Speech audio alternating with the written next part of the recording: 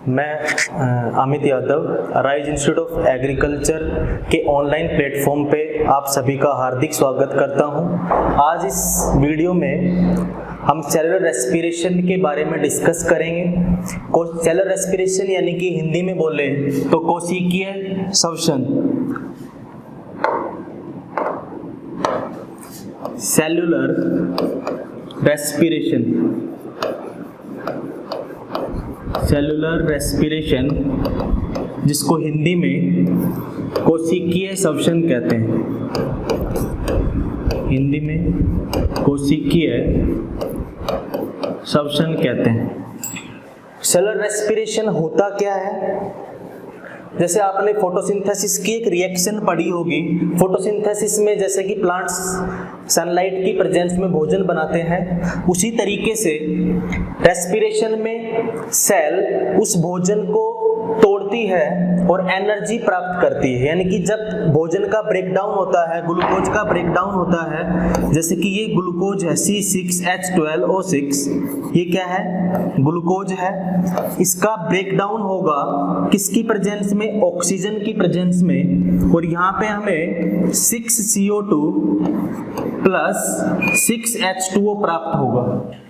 और इस 6CO2 plus 6H2O के साथ में हमें एनर्जी प्राप्त होगी। क्या मिलेगी? एनर्जी।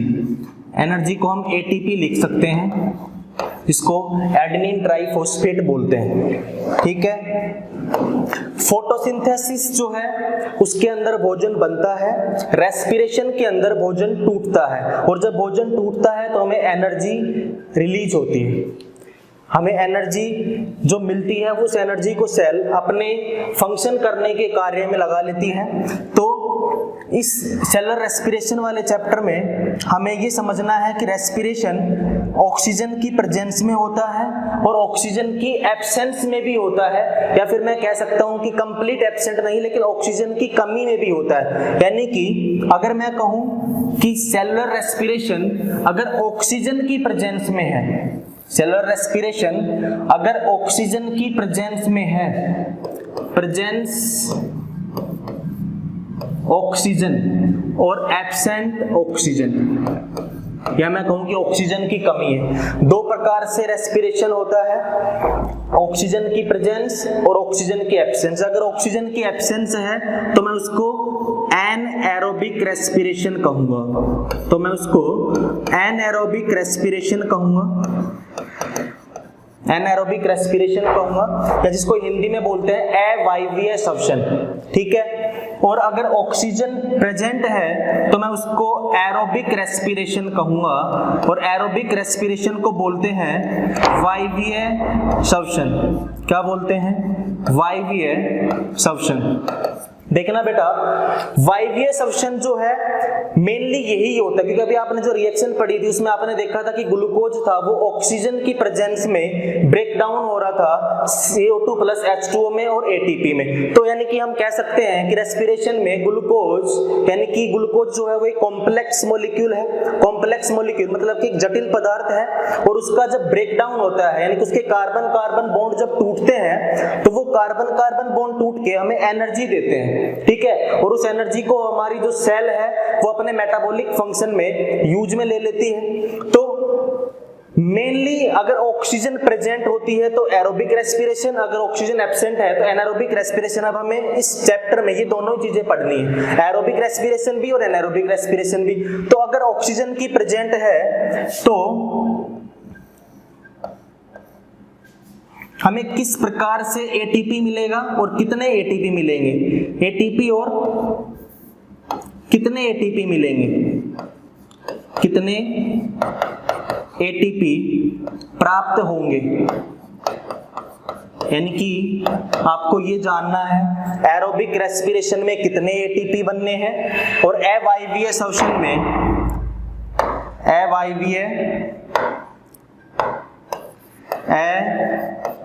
अवायवीय श्वसन में कितने ATP बनने हैं।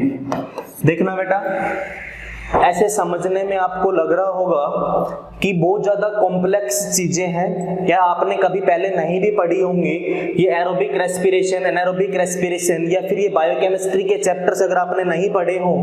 वैसे बायोकेमिस्ट्री बोल दूं मैं, प्लांट बायोकेमिस्ट्री, एनिमल बायोकेमिस्ट्री, यानी कि हमें रेस्पिरेशन जो है वो सेल में पढ़ना होता है। वो प्लांट सेल है, एनिमल सेल है, बस डिफरेंस ये होता है। अगर एनिमल सेल है तो हम ग्लूकोज पढ़ लेते हैं, और अगर प्लांट सेल है तो हम वहां पे स्टार्च या सुक्रोज, स्टार्च नहीं सुक्रोज पढ़ते हैं। ग्लूकोज की जगह हम क्या ले लेते हैं, सुक्रोज ले लेते हैं। ठीक है बेटा, तो अवायवीय श्वसन और वायवीय श्वसन। अब हमें पढ़ना है रेस्पिरेशन, यानी कि रेस्पिरेशन का मतलब है कि ग्लूकोज ठीक है, जो हमने भोजन के रूप में लिया उससे हमें किस तरीके से एटीपी मिल जाए। एटीपी क्या है? एटीपी है एनर्जी, एटीपी क्या है? ऊर्जा। ठीक है, अभी हमें दो प्रकार से मिल सकती है, एरोबिक रेस्पिरेशन से भी और एनारोबिक रेस्पिरेशन से भी। एरोबिक रेस्पिरेशन एक फास्ट प्रोसेस होती है, एरोबिक रेस्पिरेशन एक फास्ट यानी कि तेज गति से होने वाली रिएक्शन होती है, फास्ट प्रोसेस होती है। और एरोबिक रेस्पिरेशन जो है वो स्लो होती है या धीमी गति से होने वाली रिएक्शन होती है, धीमी गति से चलने वाला पाथवे होता है।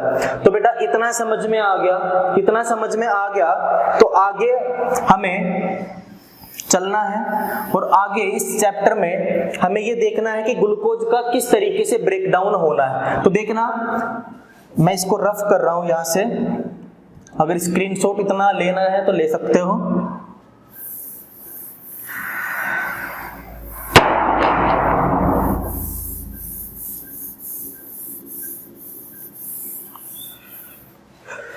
देखना बेटा, इस चैप्टर में हम कंप्लीट मेटाबॉलिज्म पढ़ेंगे। कंप्लीट मेटाबॉलिज्म बोले तो हमें उपापचय पढ़ना है। क्या पढ़ना है? उपापचय पढ़ना है, यानी कि किस तरीके से पूरी मेटाबॉलिज्म एक सेल के अंदर चलती है, यानी कि पूरी मेटाबॉलिज्म, पूरा उपापचय होने के बाद हमें किस प्रकार से एनर्जी मिलती है। तो मैं इस सेल को, मैं मान लो ये सेल बना रहा हूं, ठीक है, ये सेल है, और इस सेल में ये आपका न्यूक्लियस हो गया, ठीक है, और ये सेल में माइटोकॉन्ड्रिया है। ये क्या है? सेल का माइटोकॉन्ड्रिया है। ठीक है बेटा, ये सेल थी, ये एक सेल है, ये उसका न्यूक्लियस है, ये उसका माइटोकॉन्ड्रिया है, ये माइटोकॉन्ड्रिया की बाहर वाली मेम्ब्रेन है, ये माइटोकॉन्ड्रिया की आउटर मेम्ब्रेन है, और ये माइटोकॉन्ड्रिया की इनर मेम्ब्रेन है। इसको अपन दोनों मेम्ब्रेन के बीच का अवकाश बोलते हैं, कि इंटर मेम्ब्रेन स्पेस, और इसको मैट्रिक्स बोलते हैं माइटोकॉन्ड्रिया का। तो बेटा देखना, हमारा जो रेस्पिरेशन है, या मैं बोलूं कि मेटाबॉलिज्म है, उपापचय है, वो बेसिकली 4 स्टेप्स में पूरा होता है। पहली स्टेप है ग्लाइकोलाइसिस, पहली स्टेप है ग्लाइकोलाइसिस। बेटा दूसरी स्टेप है पीडीएच कॉम्प्लेक्स, जिसको बोलते हैं पायरुवेट डिहाइड्रोजिनेज कॉम्प्लेक्स।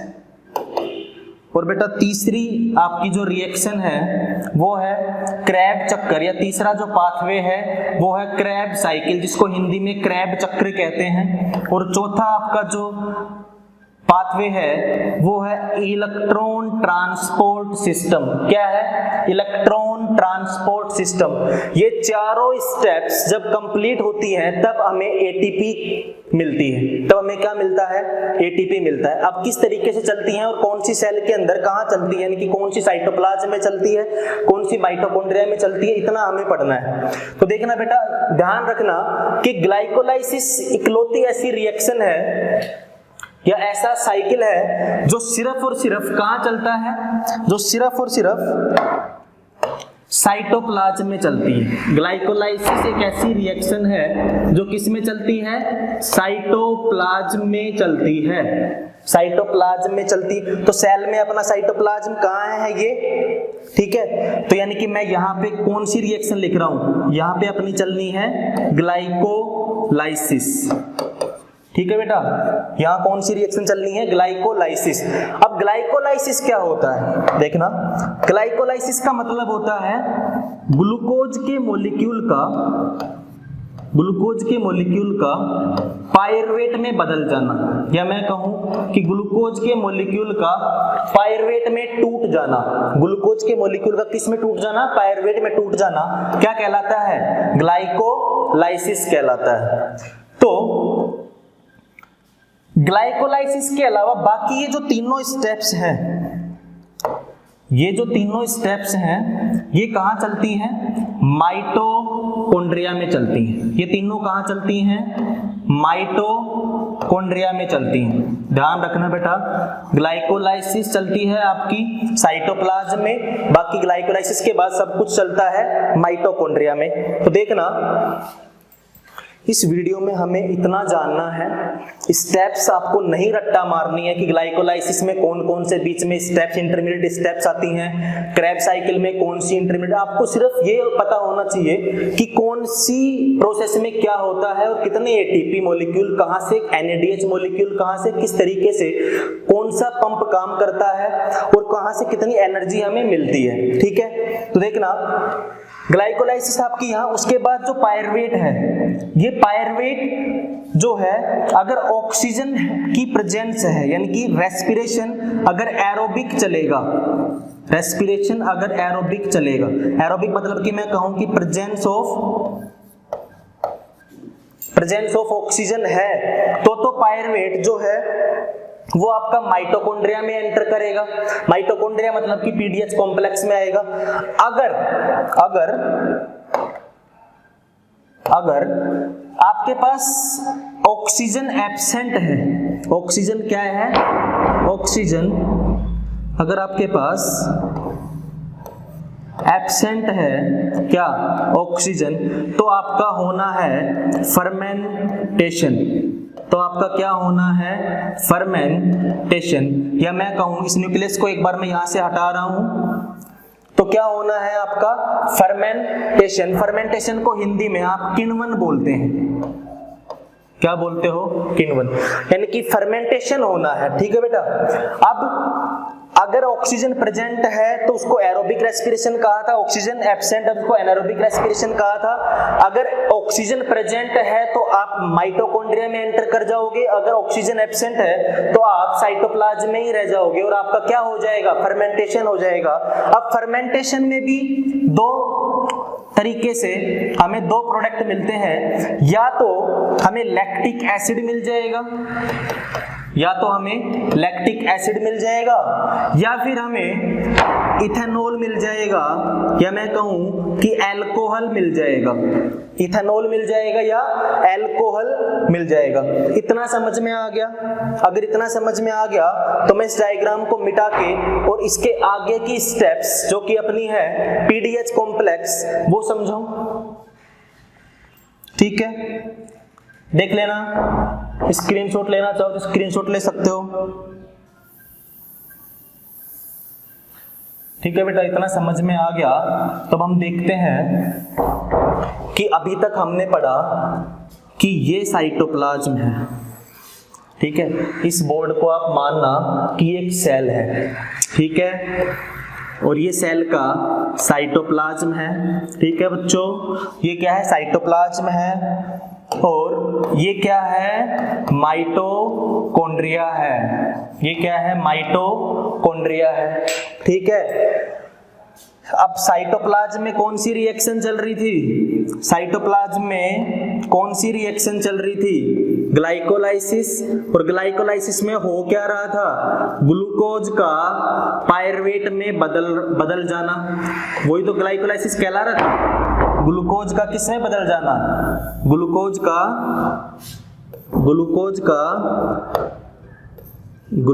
का पायरुवेट में बदल जाना, ग्लूकोज का पायरुवेट में बदल जाना, ठीक है। ये था साइटोसोल में। अब पायरुवेट आपकी दूसरी स्टेप आती है पीडीएच कॉम्प्लेक्स, जो कि आपके माइटोकॉन्ड्रिया में चलती है। ये ग्लाइकोलाइसिस थी, ये क्या थी,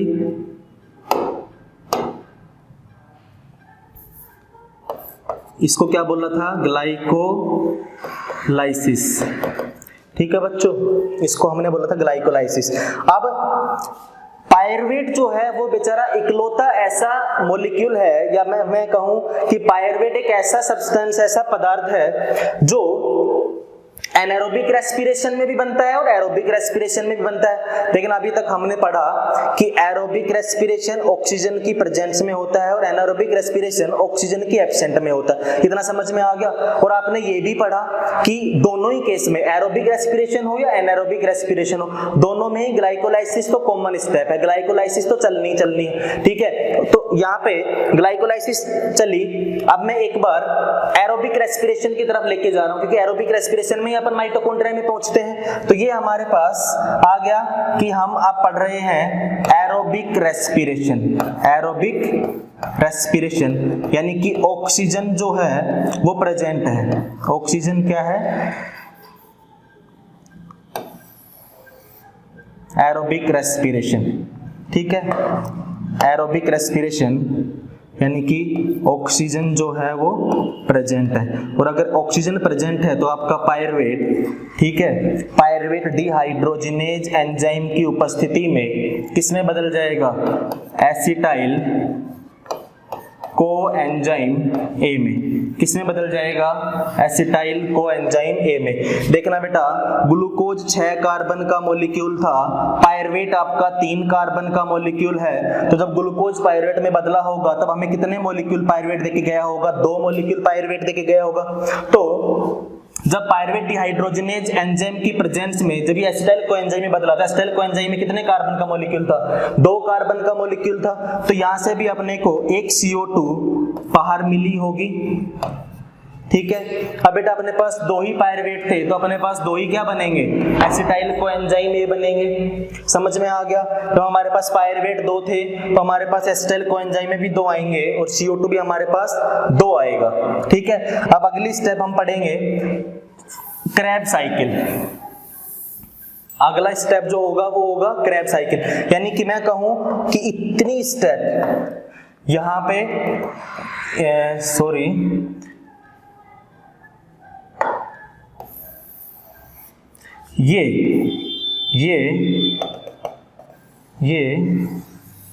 ये था आपका पीडीएच कॉम्प्लेक्स, इसको हमने बोला पायरुवेट डिहाइड्रोजिनेज कॉम्प्लेक्स।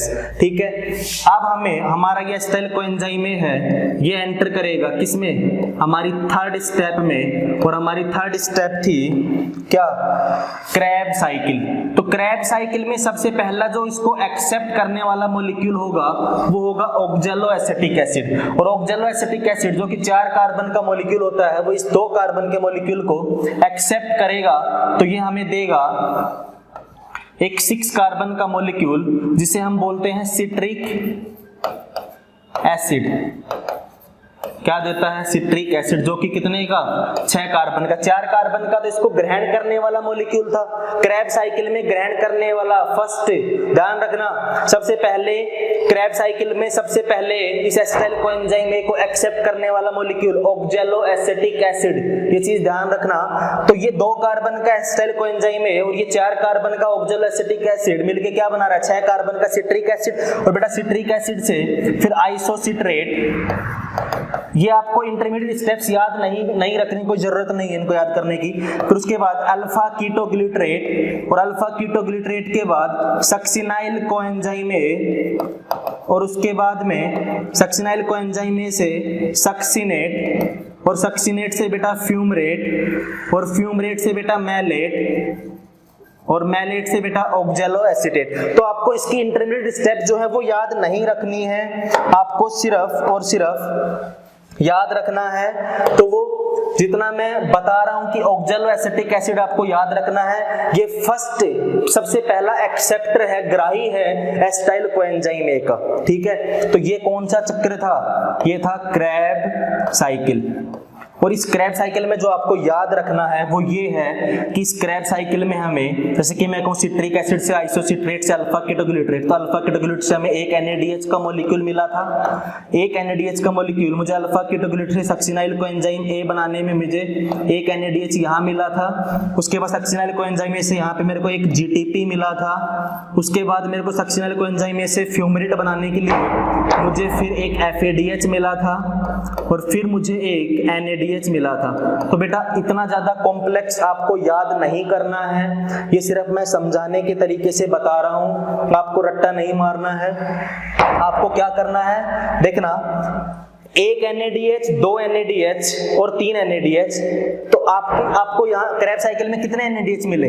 आपके यहाँ क्रैब साइकिल में कितने NADH मिले? 3 तो NADH मिले आपको, ठीक है, 3 तो NADH मिले। FADH एक मिला, FADH एक मिला, और ATP कह दूं, GTP कह दूं, आपको कितना मिला? एक मिला, ठीक है बेटा।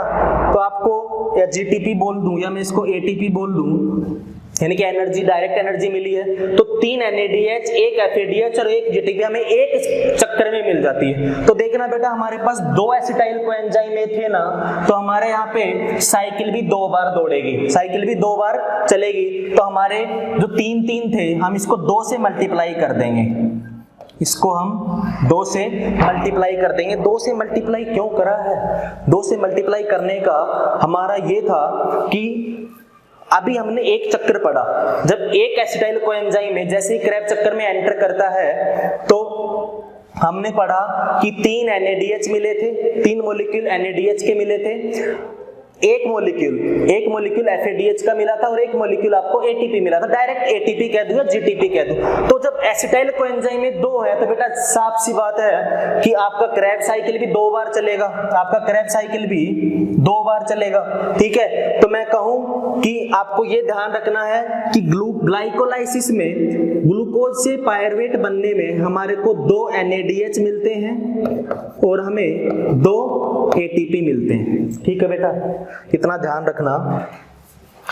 और यहां से हमें पायरुवेट डिहाइड्रोजनेज कॉम्प्लेक्स में जब CO2 निकला था तो डिहाइड्रोजनेज एंजाइम में यहां से भी हमें एक NADH, जब एक पायरुवेट जाएगा एसिटाइल कोएंजाइम में बदलेगा तो एक NADH, जब हमारे पास 2 पायरुवेट थे तो हमारे पास 2 ही एसिटाइल कोएंजाइम में बने थे। जिस तरीके से 2 CO2 मिले थे उसी तरीके से हमें यहाँ पे 2 ही क्या मिलेंगे? NADH मिलेंगे। 2 क्या मिलेंगे बेटा? NADH मिलेंगे। इतना समझ में आ गया कि हमें एक ग्लाइकोलाइसिस रिएक्शन में 2 NADH मिलते हैं, 2 ATP मिलते हैं, ठीक है बेटा। जब पायरुवेट एसिटाइल कोएंजाइम में बदलता है, यानी कि पायरुवेट डिहाइड्रोजनेज एंजाइम की प्रेजेंस में, तो हमें एक NADH मिला था, लेकिन हमारे पास 2 पायरुवेट थे, तो 2 एसिटाइल कोएंजाइम में बदलेंगे तो 2 बार साइकिल चलेगी ये वाली, तो आपको 2 NADH मिल जाएंगे टोटल। और यहाँ पे भी आपकी साइकिल 2 बार चलेगी, तो आपके शुरू एक साइकिल में आपको 3 NADH, एक FADH, एक ATP मिला था। तो बेटा आपकी साइकिल 2 बार चलेगी तो आपको 2 से मल्टीप्लाई कर देना है। इतना समझ में आ गया? देखना आगे।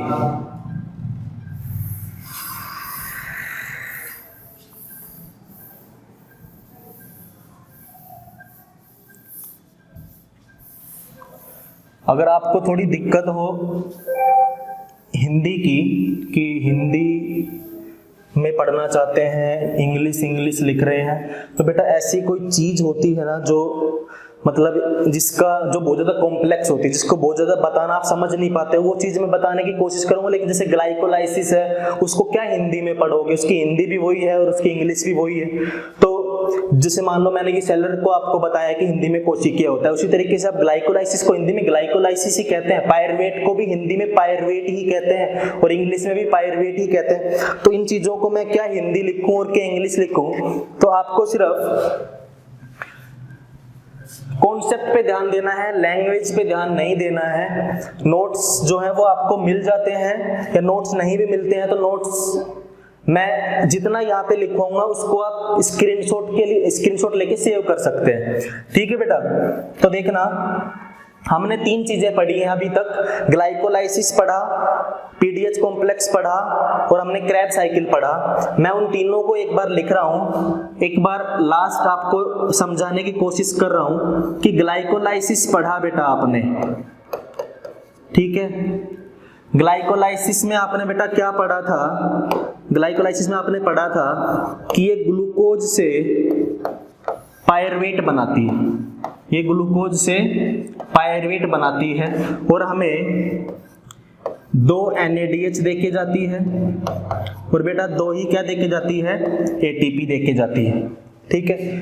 फिर ये उसके बाद ये जो पायरवेट है, ग्लूकोज कितने कार्बन का था, 6 कार्बन का था, पायरवेट 3 कार्बन का था, तो हमारे पास 2 मॉलिक्यूल पायरवेट के आ गए, ठीक है।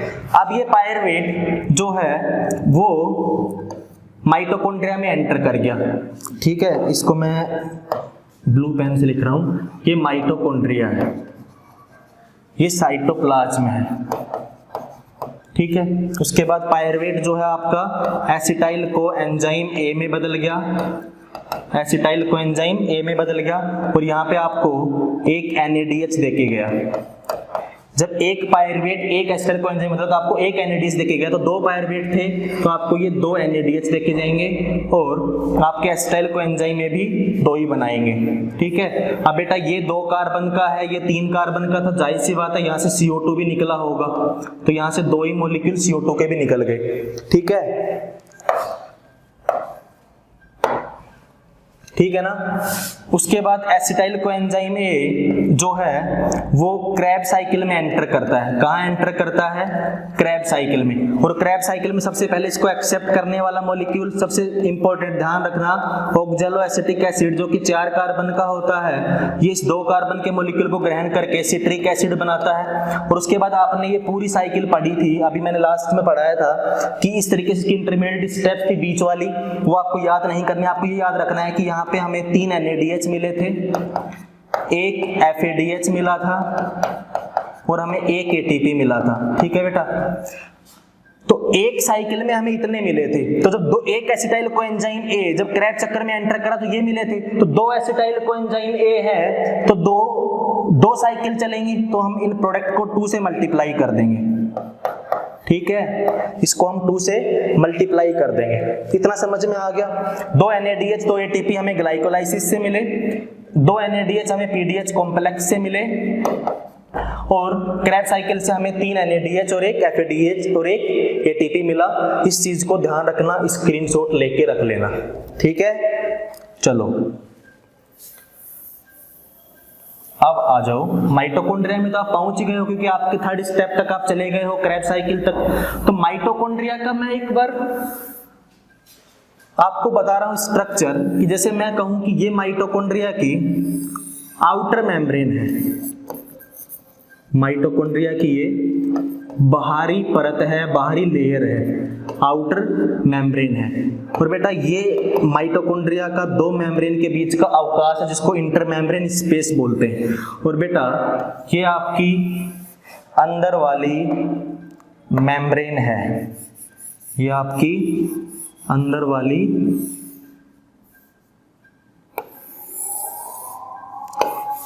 ये आपकी अंदर वाली मेम्ब्रेन है, ठीक है। ये अंदर मेम्ब्रेन है, इनर मेम्ब्रेन। देखना बेटा हमारी एक स्टेप बची है, 4th step, electron transport system.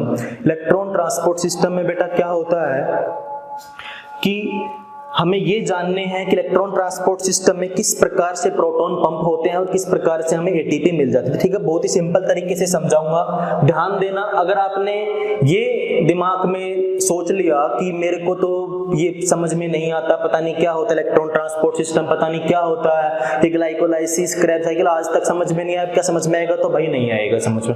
लेकिन अगर आप कोशिश करोगे और समझने ये आज सोच के ये बैठोगे कि हमें इस वीडियो में समझना ही है, तो बेटा जरूर समझ में आएगा। इस वीडियो के अंत में आपको सब कुछ क्लियर हो जाएगा।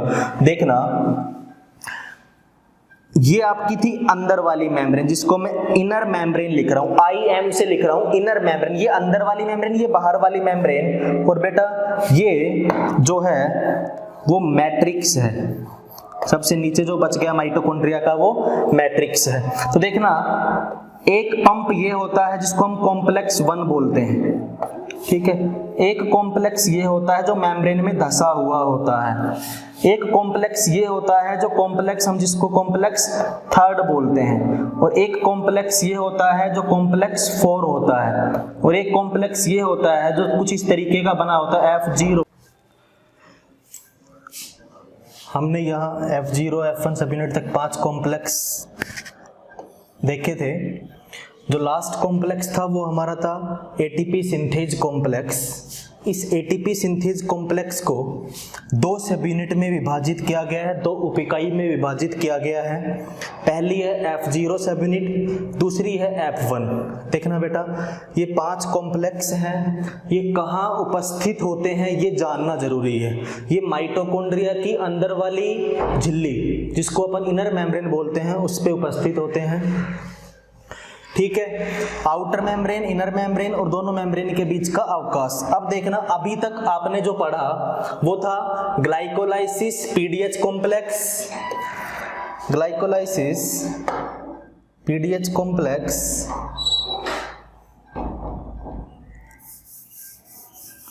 अभी तक हमने पढ़ा है, अभी तक जो पढ़ा वो था ग्लाइकोलाइसिस पहला, दूसरा पीडीएच कॉम्प्लेक्स, तीसरा क्रैब साइकिल, तीसरा क्रैब साइकिल, और फोर्थ अपना अब जो चल रहा है वो फोर्थ स्टेप है, फोर्थ जो चल रही है वो है अपना इलेक्ट्रॉन ट्रांसपोर्ट सिस्टम, ठीक है। इतना समझ में आ गया। हमने यहाँ पढ़े थे कि हमारे पास यहाँ 2 NADH मिले थे और 2 ही ATP मिले थे हमें। पीडीएच कॉम्प्लेक्स में हमें याद हो, पीछे आप ध्यान से देखे होंगे कि हमारे पास 2 NADH आए थे, और क्रैब साइकिल में हमारे पास 3 NADH, 1 FADH और बेटा 1 GTP कह दूं या मैं उसको ATP कह दूं, ये हमारे पास आया था, ठीक है। 1 है ये 1 FADH,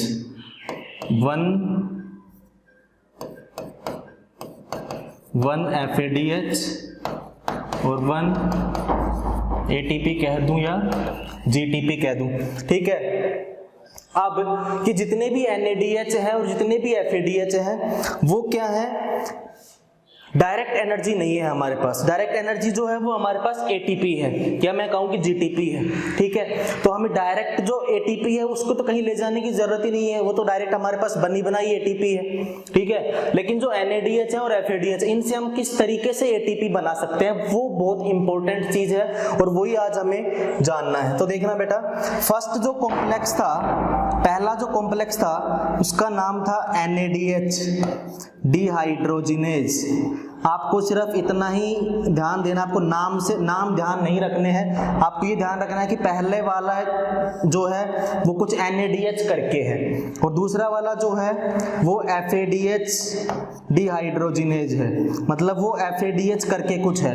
तो इसका मतलब ये हुआ कि 2 गेट है, जितने भी NADH हैं वो इसको इलेक्ट्रॉन देंगे और जितने भी FADH हैं वो सेकंड नंबर को अपने इलेक्ट्रॉन्स देंगे। तो देखना जितने भी NADH हैं वो सारे के सारे NADH 1 नंबर वाले कॉम्प्लेक्स के पास भाग के आएंगे और अपने इलेक्ट्रॉन उसको देंगे, और जब ये इलेक्ट्रॉन एक्सेप्ट करेगा तो ये प्रोटॉन पंप करेगा, और वो प्रोटॉन कहाँ पंप करेगा, इंटर मेम्ब्रेन स्पेस में, यानी कि दोनों मेम्ब्रेन के बीच के अवकाश में। तो अब बेटा एक चीज आपको जो यहाँ ध्यान रखना है वो ये बहुत इंपॉर्टेंट चीज ये थी कि ये बेचारा NADH और ये ATP आपको पता ही है कहाँ पड़े हुए हैं, साइटोसोल में, या मैं कहूँ कि साइटोप्लाज्म में कहाँ पड़े हैं ये, क्योंकि ग्लाइकोलाइसिस कहाँ चलती थी, साइटोप्लाज्म में। तो देखना ये सारे तो माइटोकॉन्ड्रिया में है, ठीक है, लेकिन NADH ग्लाइकोलाइसिस का NADH बेचारा क्या करे, इसको माइटोकॉन्ड्रिया में जाना है, क्योंकि इलेक्ट्रॉन ट्रांसपोर्ट सिस्टम तो माइटोकॉन्ड्रिया में चलता है, तो इसको भी तो एनर्जी में बदलना है ना। तो एनर्जी में बदलना है तो इसको जाना कहाँ पड़ेगा, इसको जाना पड़ेगा माइटोकॉन्ड्रिया में। अब एक दिक्कत आ गई बेटा, दिक्कत ये थी कि माइटोकॉन्ड्रिया की जो बाहरी मेम्ब्रेन होती है वो तो पारगम्य झिल्ली होती है, उसके माध्यम से कोई भी अंदर आ सकता है, कोई भी जा सकता है। लेकिन जो इसके अंदर वाली मेम्ब्रेन होती है इसका नेचर कुछ ऐसा होता है कि ये सेमी परमिएबल होती है, सेमी परमिएबल, यानी कि मैं कहूं कि अर्ध पारगम्य।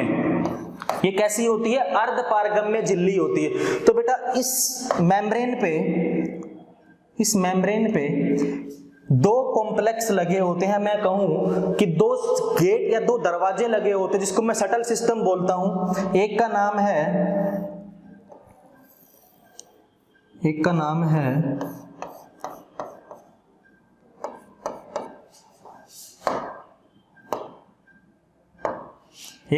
है मैलेट एस्पार्टेट शटल सिस्टम, और बेटा दूसरे का नाम है ग्लिसरैल्डिहाइड 3-फॉस्फेट शटल सिस्टम। शटल का मतलब यहां दरवाजा है, शटल सिस्टम यानी कि गेट है, ठीक है। तो दो गेट लगे हुए हैं, मैलेट एस्पार्टेट और ग्लिसरैल्डिहाइड 3-फॉस्फेट। ये किसके लिए है? NADH के लिए। बेचारा NADH इंतजार कर रहा है कि मैं कैसे जाऊं इलेक्ट्रॉन ट्रांसपोर्ट सिस्टम में, कैसे जाऊं मैं माइटोकॉन्ड्रिया में। तो ये दो चौकीदार बैठे हैं दोनों गेट के ऊपर। ये जो G वाला है ये ग्लिसरैल्डिहाइड 3-फॉस्फेट, G फॉर घूसखोर, घूसखोर मतलब कि रिश्वतखोर। तो ये G वाला है, ये बेईमान है। मतलब ये इस NADH को कहता है भैया तेरे को अंदर तो जाने दूंगा लेकिन तू अंदर तभी जाएगा जब मेरे को कुछ रिश्वत के तौर पे देके जाएगा। तो ये NADH आया और इस वाले के माध्यम से आएगा। तो ये कह रहा है कि रिश्वत के तौर पे मुझे क्या देके जाएगा, तो मैं तुझे FADH में बदलवाऊंगा, ठीक है। तो बाहर जो दो NADH थे वो अंदर मैट्रिक्स में दो FADH में बदल गए, ठीक है। ध्यान रखना NADH जो है वो ज्यादा ATP बनाता है, लगभग 3 ATP या मैं कहूं 2.5 ATP बनाता है, या यहाँ पे FADH जो है वो उसकी एनर्जी करेंसी कम है, यानी कि वो 1.5 ATP या 2 ATP बना पाता है। तो इसने रिश्वत के तौर पे जब एक NADH अंदर गया तो उसको एक FADH में बदलवाया, दूसरा NADH अंदर गया तो दूसरे FADH में। तो बेटा देखना बाहर जो दो NADH थे, एक NADH 2.5 ATP बनाता है तो दो NADH जो है वो 5 ATP बना रहे थे। लेकिन अब दो FADH जो है वो एक FADH 1.5 ATP बनाता है तो दो FADH 1.5 इंटू दो FADH क्या बनाएंगे? 2 FADH 1.5 into 2 is equal to 3 ATP। तो यहाँ पे नुकसान कितना हुआ? 2 ATP का। कितना हुआ? 2 ATP का। और लेकिन ये एक दूसरा वाला जो गेट पे चौकीदार बैठा था वो बेचारा ईमानदार है, ठीक है। तो ईमानदार वाले के थ्रू अगर ये NADH आया, ईमानदार वाले के थ्रू अगर ये NADH आता है तो बाहर भी 2 NADH थे और अंदर भी 2 NADH, यहाँ पे कोई इसको नुकसान नहीं है। तो तभी तो आपने देखा होगा कि कभी 30 ATP बनते हैं एक ग्लूकोज से और कभी 32 ATP बनते हैं। तो बेटा ये जो 2 का डिफरेंस आता है वो इसी वजह से आता है। अगर ईमानदार वाले से NADH अंदर गया होता तो पूरे 32 ATP बने होते, अगर बेईमान वाले से अंदर गया होता तो पूरे के पूरे 30 ATP बने होंगे। यानी कि 2 ATP का नुकसान जो होता है वो 3 ATP और 5 ATP या 5 ATP या 3 ATP, 2 ATP का नुकसान हो गया ना, वो इस वजह से होता है ये डिफरेंस। ध्यान रखना, ठीक है। इसको मैं रफ कर रहा हूं, देख लेना। स्क्रीनशॉट ले हो तो देख लेना, अगर वैसे समझ लो, ठीक है। चलूं आगे।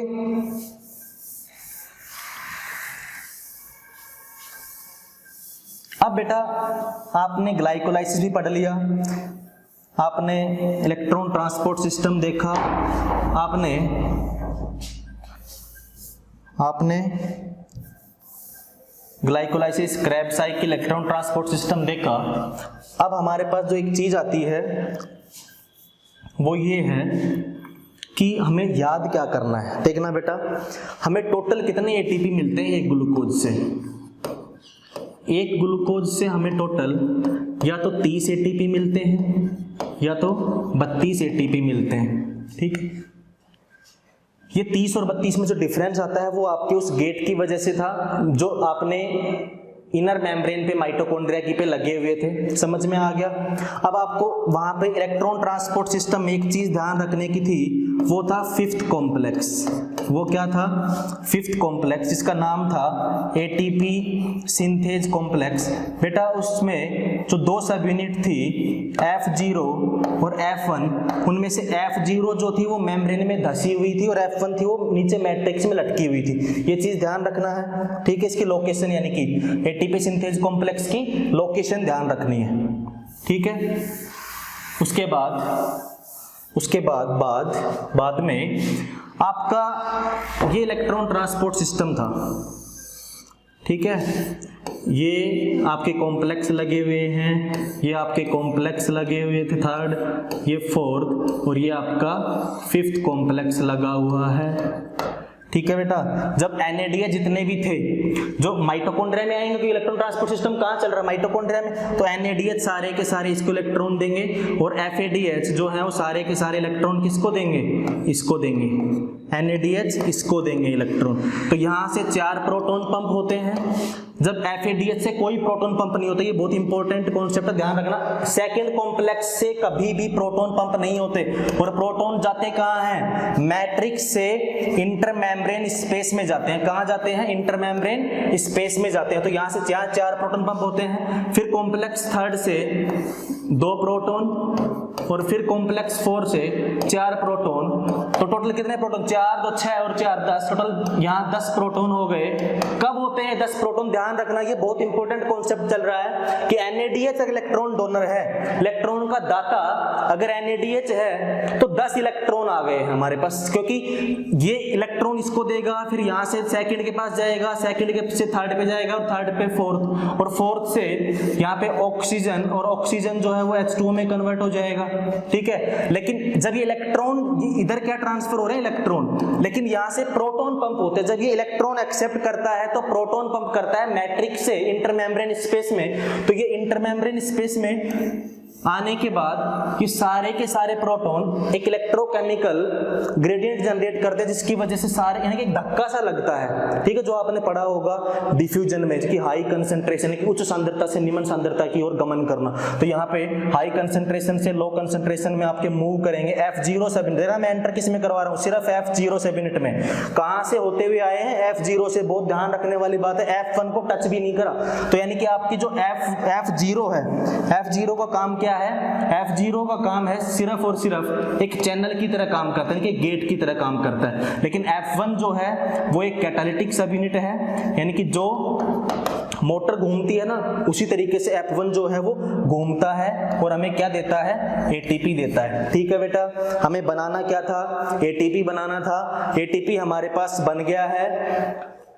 NADH जितने भी थे जो PDH कॉम्प्लेक्स के से स्टार्ट थे, PDH complex Krebs cycle electron transport system में ही थे, क्योंकि वो माइटोकॉन्ड्रिया में थे सारे के सारे। लेकिन ग्लाइकोलाइसिस वाला NADH आपको पता ही है कि उसके पास 2 गेट थे, 2 रास्ते थे जाने के लिए माइटोकॉन्ड्रिया में, या तो ईमानदार वाले रास्ते से जाओ या बेईमान वाले रास्ते से जाओ। ईमानदार वाले रास्ते से अगर गया होता तो पूरे के पूरे ATP बनते, और अगर बेईमान वाले से गया होता तो 2 ATP का नुकसान हो रहा था, वो आपने पीछे देखा था। तो बेटा हमारा इस वीडियो में या इस चैप्टर में हमें यही पढ़ना था कि ATP किस तरीके से ATP का निर्माण होता है, ठीक है, और रेस्पिरेशन में किस तरीके से ऑक्सीजन की प्रेजेंस में सेल रेस्पिरेट करती है, सेल सब्शन लेती है, सब्शन करती है और अपनी एनर्जी बनाती है, एनर्जी देती है। यानी कि जब फूड, जो कि एक जटिल पदार्थ है, फूड क्या है, अपन जो खा रहे हैं वो है क्या, वो एक कॉम्प्लेक्स पदार्थ है, जटिल पदार्थ है, वो टूटेगा भैया तभी तो हमें एनर्जी मिलेगी। तो जैसे ही फूड टूटता है ऑक्सीजन की प्रेजेंस में, यानी कि जो हमने कुछ खाया, भोजन किया, भोजन ऑक्सीजन की प्रेजेंस में,